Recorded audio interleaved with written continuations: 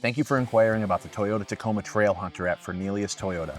This truck is built from the factory for people who actually plan to use their truck off-road.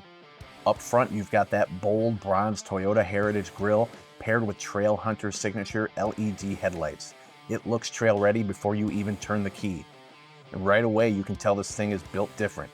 The stance, the setup, everything about it is designed with a purpose, and that starts underneath. You're getting a factory-installed Old Man Emu suspension system with forged monotube shocks and rear remote reservoirs.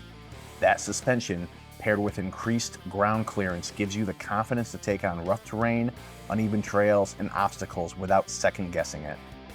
And that's really the biggest advantage of the Trailhunter. You don't have to go aftermarket. Toyota engineered this entire package to perform exactly the way it should, right off the lot.